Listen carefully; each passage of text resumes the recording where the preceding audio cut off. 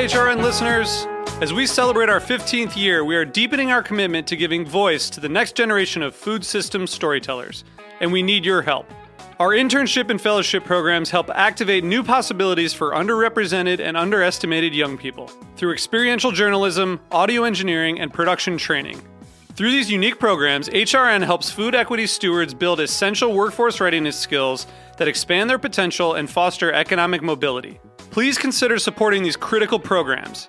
And with a minimum donation, you can be entered to win a dinner for two at an amazing restaurant in one of 8 cities and tickets to a concert at a great venue in one of those cities. We have incredible partners across the country who have donated, as they also share our passion for helping to educate the next generation of food systems storytellers.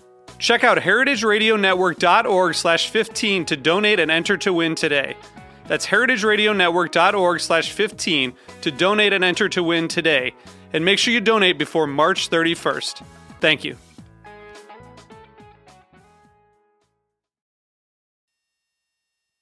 This episode is brought to you by Escape Maker's first-of-its-kind virtual agritourism conference. For more information, go to escapemaker.biz. That's escapemaker.biz.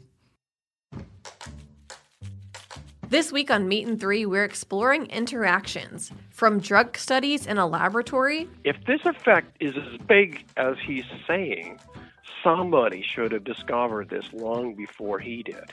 To global wisdom on avoiding hangovers. Beber cerveza antes de tomar vino no previene los síntomas. Bière sur vin et venin, vin sur bière et belle manière. Beer before wine, you're going to be fine. Wine before beer, you're going to be queer. To the novel recipes developed by an Indian-American family deep in the heart of Texas. And then my mom's sort of coming to America and learning that white parents love to melt cheese on things to get their kids to eat it. She was like, this is genius. Be sure to subscribe to Meat and Three. That's MEAT+THREE. Available wherever you listen to podcasts.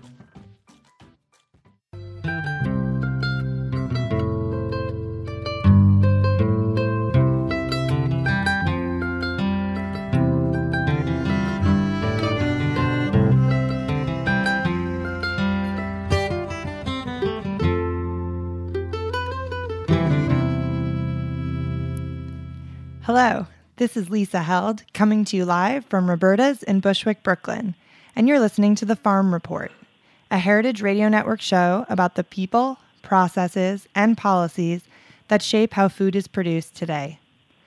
So today I'm here with Lauren Tucker, the Executive Director of Kiss the Ground, a nonprofit with a mission of inspiring participation in global regeneration, starting with soil.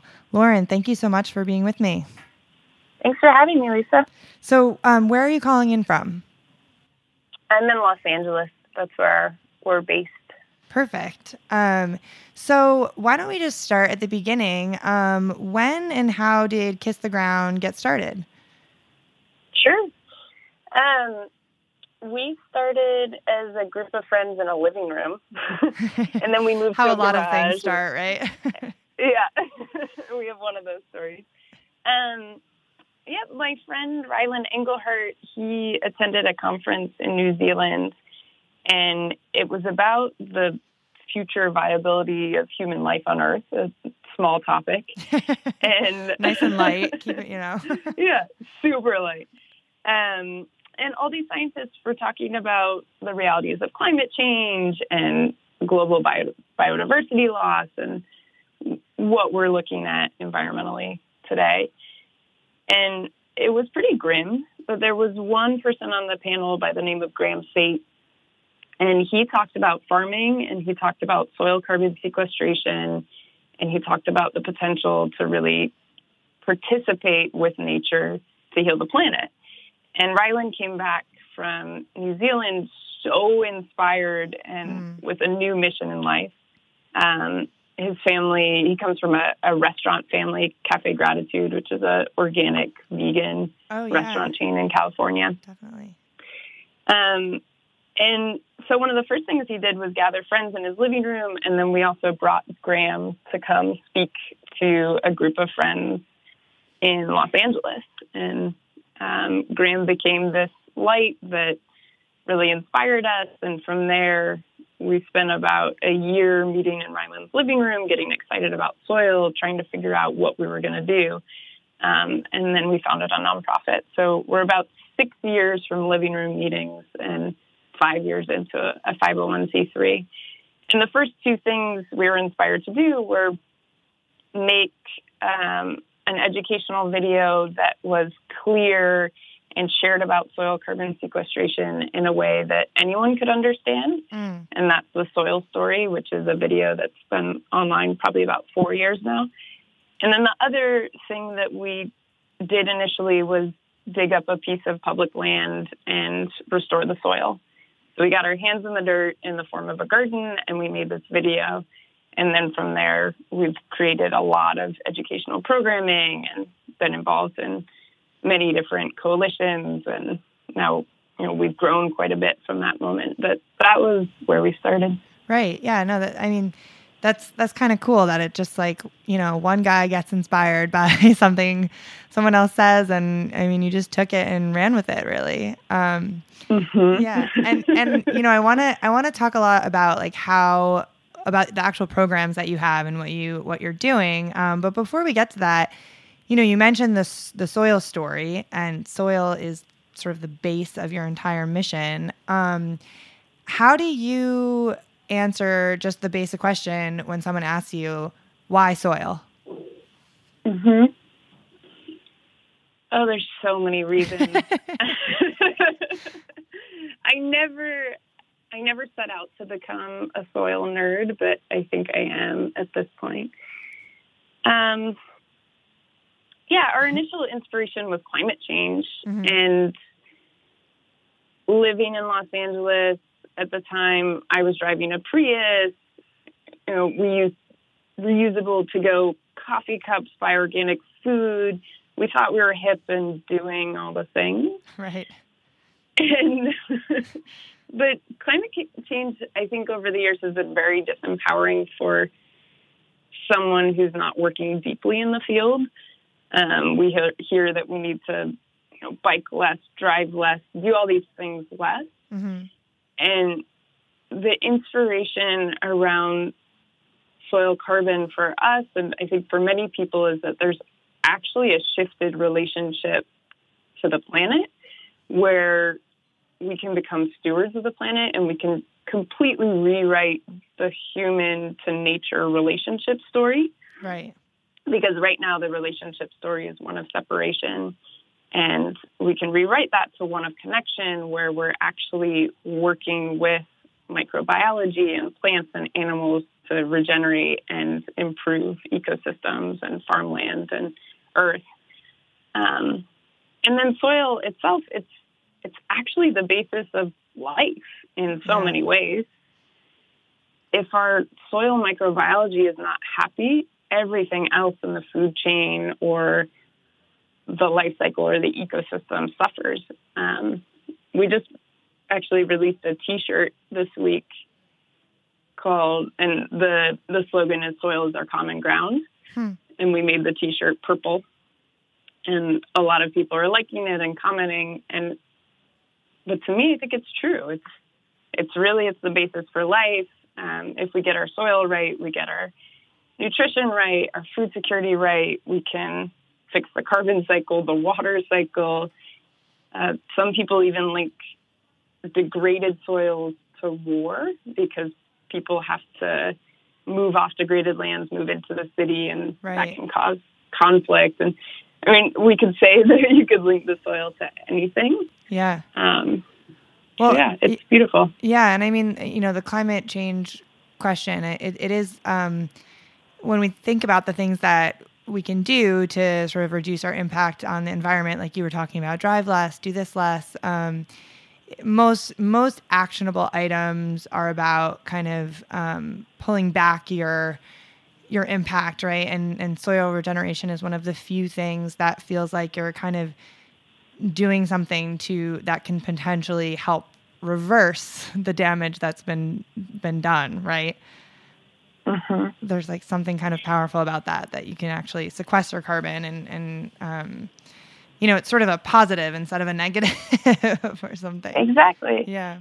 Yeah, and it's a fairly low-tech, low-cost solution as well. Mm-hmm. The majority of people on the planet, even if you live in an apartment, can compost and figure out where your food scraps go that then could heal and feed soil microbiology. Once we have more awareness and more options in the marketplace, everybody eats, hopefully several times a day.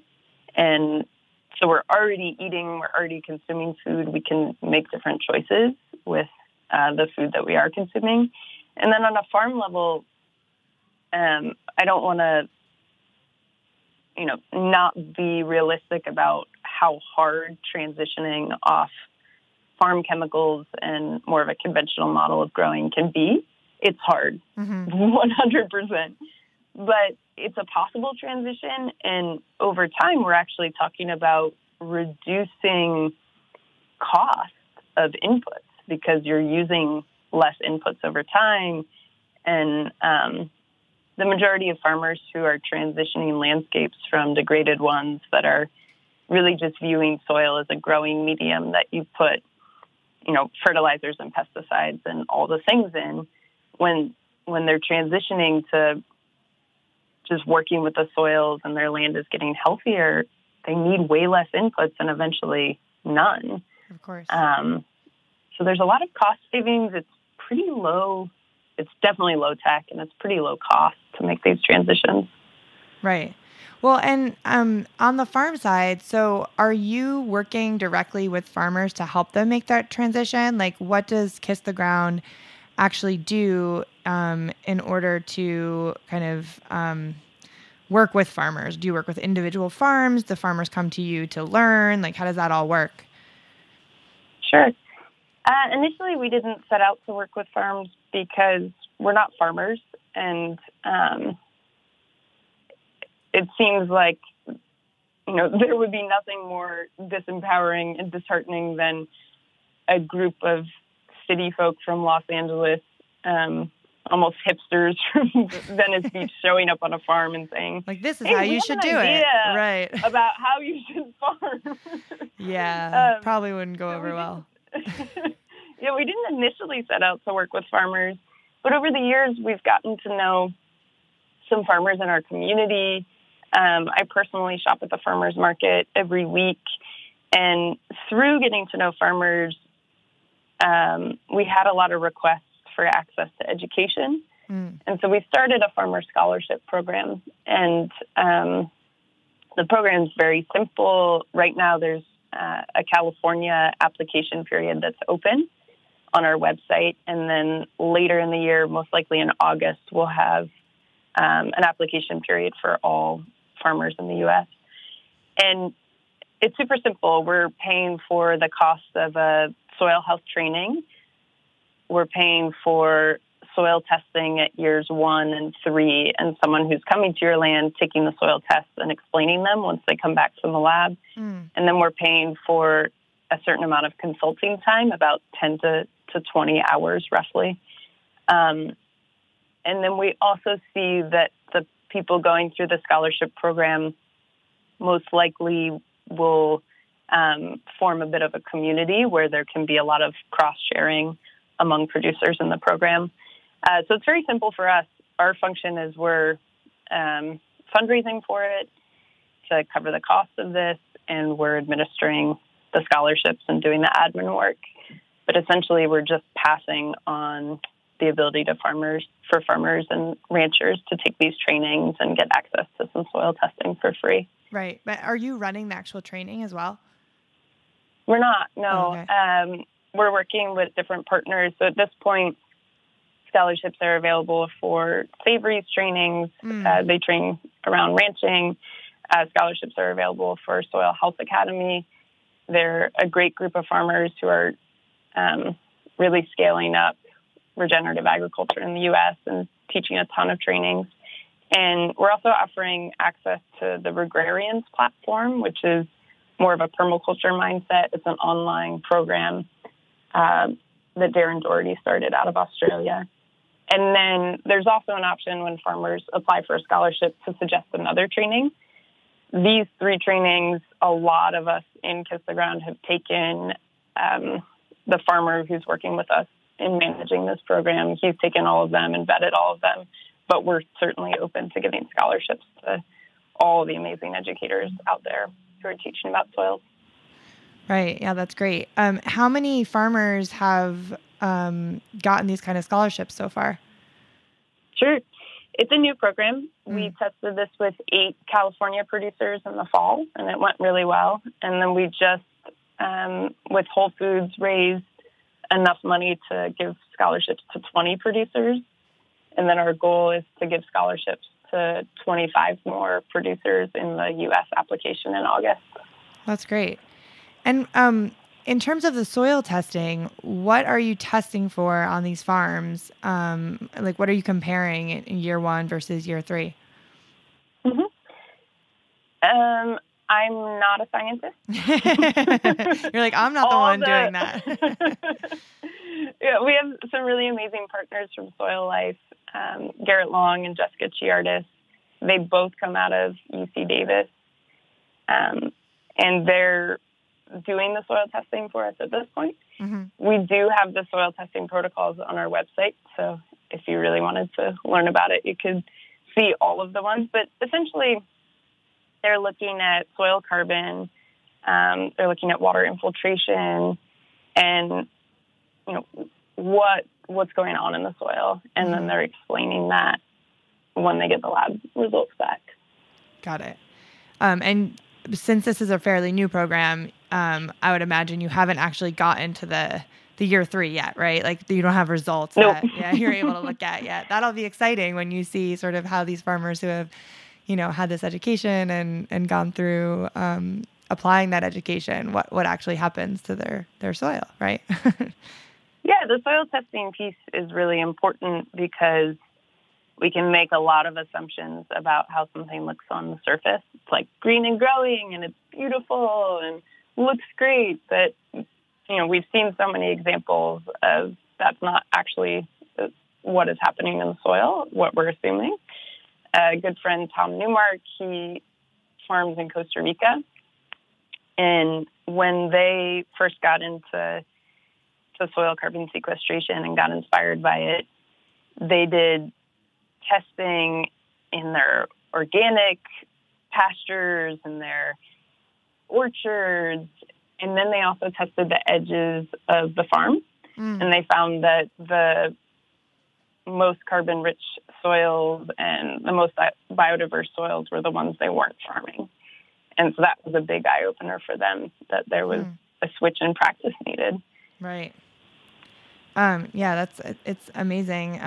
And I think, the more people that have access to the actual testing, it's like that, then it's all of a sudden you're really seeing results and you're seeing,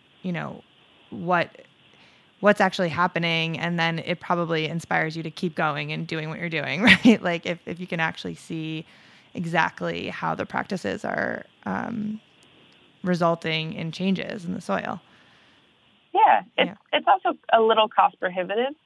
Our budget for this program is $5,500 per producer, and the soil testing piece is around $2,500 of that budget. So, it can be cost prohibitive, or something that a producer may decide to leave off for the year just because they're investing in something else on the farm.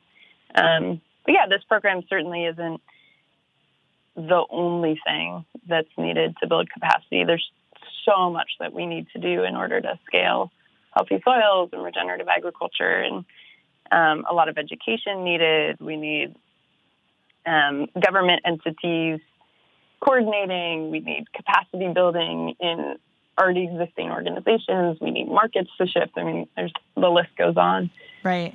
Well, I think that's it. We have to take a quick break for a quick word from a sponsor. And I think that's a perfect place to take a break, because when we come back, I want to talk a little bit about all those other ways, if you're not a farmer, what people can do to kind of get involved in regenerating soil. So we're going to take a quick break. We'll be right back.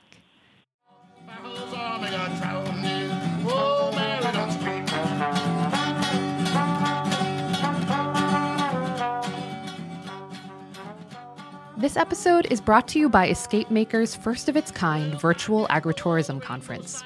Did you know that every $1 invested in tourism marketing returns on average $3 to $8 back?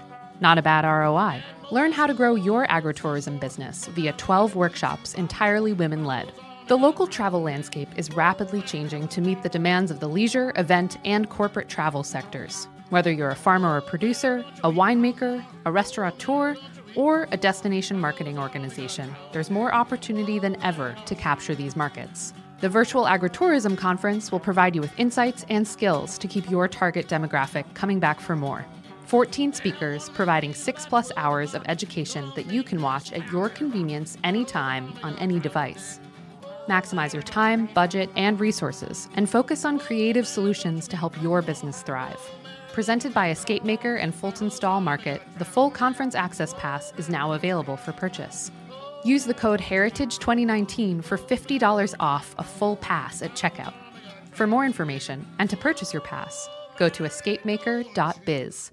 That's escapemaker.biz. Are you enjoying this podcast? Heritage Radio Network has plenty more. I'm Patrick Martins. I'm Brandon Hoy. And I'm Emily Pearson. Together we host the Main Course OG, where we cover food news and culture. Browse episodes of the Main Course OG wherever you listen to podcasts and on heritageradionetwork.org.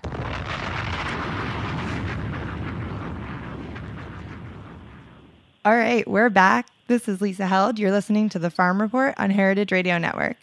I'm here with Lauren Tucker from Kiss the Ground, and we've been talking all about soil health. So one thing that you said before the break, we were talking a lot about farmers and how you're helping farmers regenerate soil. But you said you didn't set out to work with farmers, which I think is really interesting considering, you have a mission about building soil. So how are people that are not farmers able to get involved in building soil? Sure. This is a big topic and a big question. Go in 10 seconds. Ready and one thing I love to share whenever asked this question is that, I can share a list, and I will, of things that everyone can get involved in. And I don't love prescribing things because I think it limits our creativity. Really, if you're interested in where your food comes from and you're interested in the health of the planet and having a deeper relationship to the planet, it's all about, I think that once you start learning about soil, kind of the possibilities are endless. And so I encourage everyone to just learn a little bit more about it, spend a little more time outside, maybe go visit some farms in your local area and start conversing with farmers, and then something will arise for you.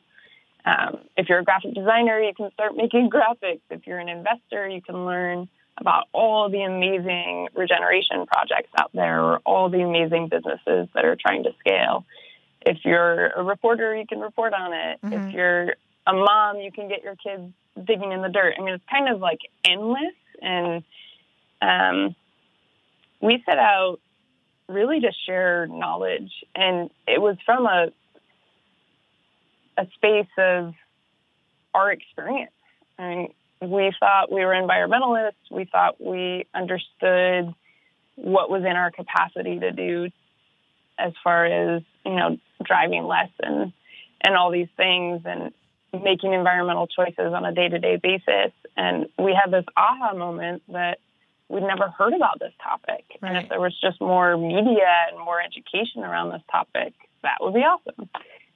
So that's what we set out to do, was share digestible, simple education in the form of videos. Now we have different online courses. We also have a middle school curriculum, and we're working on a collaborative project putting many different middle school curriculum on soils and carbon sequestration and agriculture in one place so that educators don't have to be accessing everyone's resources.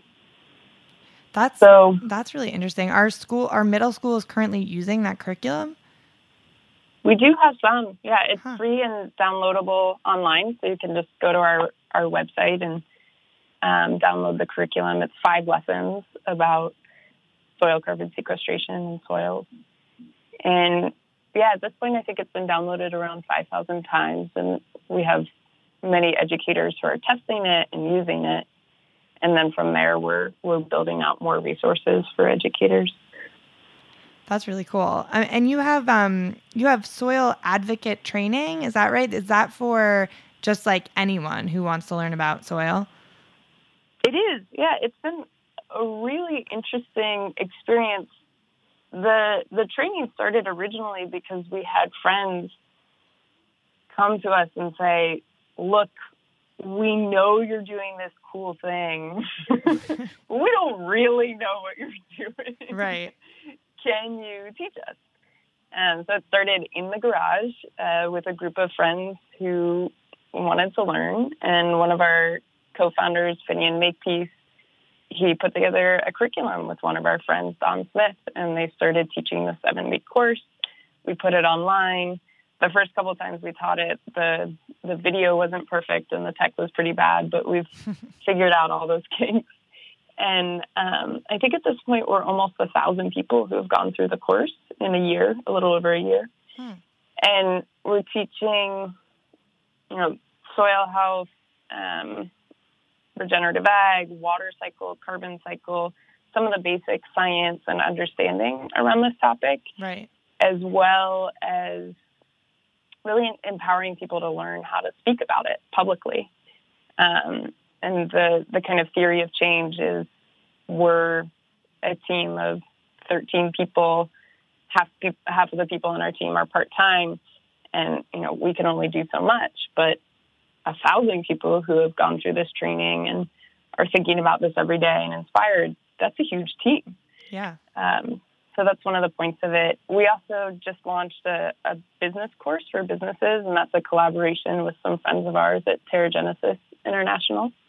And so they're teaching an online course about, if you're a business, how to think about sourcing and your supply work through the lens of soil health. And then in June, we're going to launch an urban gardening course, which will have gardening basics, composting basics, as well as really how is this relatable to an urban person. I'm not a farmer. Right. I live in an apartment. What soils and how can I get involved? Yeah. And so the teacher, Rishi Kumar, he's going to go through, sourcing food and fermented foods and some other things on this topic, which is really exciting. Is that all online too? Like, can people take it from anywhere? Yep, it's online. And the soil advocate training, do you ever hear from, so you said like 1,000 people have taken it. Do you ever hear from those people about what they're doing and how they're using that training? We do, yeah. And we've had a really diverse group of professions and humans take it. A lot of people go on to public speak. Some are from companies that are starting to invest in soil. And so they're just thinking about marketing language and how they want to present this, or they're looking for more info. We've had farmers take it and actually love it, which we didn't expect. But the feedback we've heard from farmers who have taken it is, I've been farming this way for a while, but I had no idea how to articulate it, or I'm starting to farm this way and I want to learn more, or I want to tell my neighbors, but I have no languaging about how to do that. And so it's been helpful to an audience that we didn't know would even be there. Interesting. So, that's sort of like what people can do. And then you also mentioned earlier government and policy. Are you, do you feel, well, first of all, is Kiss the Ground working at all on policy around soil health? A little over the years. It's not our core competency or focus, but we do know a lot of folks who are working on policy, and we've done some media-related initiatives that have helped at least state policy. So when state of California was initially looking at passing the Healthy Soils Act, we gathered, I think it was 23,000 signatures in the petition form for that. And so that was surprising for the state legislature to get. They're like, I thought this was a healthy soil bill. 23,000 people care about this? That's unusual. A lot of them are from LA. That's even more unusual. Right. So the ways that we're involved in policy are usually in a supportive role, in sharing about opportunities or rallying community. Can you talk a little bit about what the Healthy Soils Act is? I think maybe people outside of California might not know a lot about it. I didn't even know did that pass? Mm-hmm. Oh, interesting. Yeah, in California, the program provides some funding for implementation of something called a carbon farm plan. So farmers are working with consultants or their local resource conservation district to write a plan for how carbon flows on their property. And then there's a pot of money available for implementation of those practices or whatever they've identified they'd like to shift on their land. And it's a small program at this point, but the demand for it is much larger than the amount of funds available. And so the state's listening to that, and it's slowly building. It's not the only program, though. There's so many different states that are passing programs specific to their state on this topic that I can no longer list them all. Huh. I think we're at maybe 12 initiatives in different states. There's one in Hawaii, Colorado, New Mexico, something happening in New York. Maryland has one. I'm forgetting a bunch, but it's really exciting. There's certainly a movement happening in the U.S., and it's small but mighty at this point. Yeah. But it's exciting to me because I actually think it can be very uniting in that we can reach across political lines and we can work together, urban folks with rural folks, and figure out how to heal our soils and ultimately heal our food system. Right. Do you think that that the state policy is where things are really going to happen, or do you think at the federal level there are ways that policy should be supporting soil regeneration? Sure. Yeah, I think everybody would love to redo the Farm Bill. But everybody wants to redo the Farm Bill, so there's a lot of different interests in that. There's a lot of conversations that are happening in Washington now that weren't happening a couple of years ago. So we are having healthy soils conversations in Washington. I think one of the best things about the state policies is that we're trying different things on a localized scale and learning what's working, what's not, so that we can eventually inform national policy. And so, yeah, I think we're going to see a lot more of this in the future.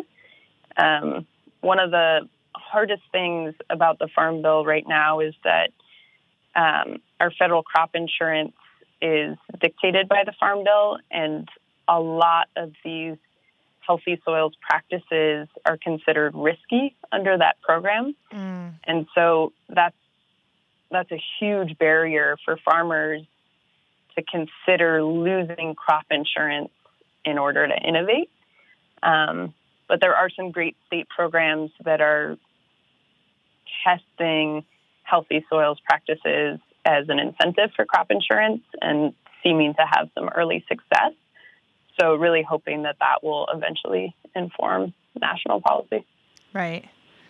Yeah. I mean, all of this sort of makes me think about just how much work there is to be done in this area, right? And I mean, you're doing your work to educate people about soil, to train farmers, to help individuals. And then there's policy, and there's all of these different things happening. And I feel like we're at this scary really scary moment when it comes to climate change. And then you hear about the power of soil and soil regeneration, and it feels really exciting and helpful. But my mind goes to like, is it possible to get enough farmers, transitioning to these systems that regenerate soil, enough people thinking about this to really make an impact? Yeah, I have to believe it is. Yeah. Or I don't think I'd be able to get out of bed every day. Yeah. I mean, climate change is hard to describe or understand or relate to as something that's happening. Mm-hmm. Biodiversity loss, I think, is a little easier to relate to. And just this week, we saw the release of a large report. Right. I think it's saying 1 million Extinction. species are threatened by human activity. Mm-hmm. But and maybe all of making this connections between that, and because really it's all connected, right? It's all connected. Yeah. Yeah. And it's actually all possible. So, I don't know if we knew we could fly to the moon, but we said we were going to. I know we can regenerate soils and land. It's happening all over the world. And we know how to do it, right? And we know how to do it. So it's just, building will around it and financial mechanisms to allow it to happen a lot faster and to support those who are doing that work. But yeah, there's so many ways that people can get involved. Really, you can go outside more. You can learn from people in your area who are restoring local ecology. You can ask your farmers more questions at the farmers market. You can ask your restaurants to get involved. There's a new program in the state of California where restaurants can put a 1% tax on their bill, and that goes into a fund for farmers to implement healthy soil practices. And you can lobby your state representatives and tell them you care about soil. You can teach ecology to kids. I mean, there's just so many cool things we can all be doing. And I think unlike solar's great and electric cars are great, and I totally advocate for them, and I feel like they're a little unrelatable. But food, we all hold food every day. Right. And it's relatable, and it's something we can all touch and have a part in. So, yeah, I feel super hopeful. Amazing. That's a good place to end. Hope. And Lauren, if people want to find out more about Kiss the Ground and soil regeneration, where should they go? Sure. They can learn about us. Our website's kisstheground.com, and we're on social, Kiss the Ground CA, and then our Instagram is just Kiss the Ground. Yeah, and there's tons of resources online about this topic. What was the name of the video you said that you made that really easily explains soil? I felt like that was a really good resource too. Sure, it's called The Soil Story. Oh, perfect. The Soil Story. And I imagine, is it on YouTube? It is on YouTube. It's on our website. It's also translated into many different languages at this point. So it's in Spanish, French, Ukrainian, and a couple other. We've had all volunteer translations. So that's incredible. Well, thank you so much for being here. I really appreciate it. Thanks for having me. Thank you all so much for listening to the Farm Report on Heritage Radio Network. If you enjoyed the conversation, please subscribe to the podcast, rate it, and share it. I'll see you next week.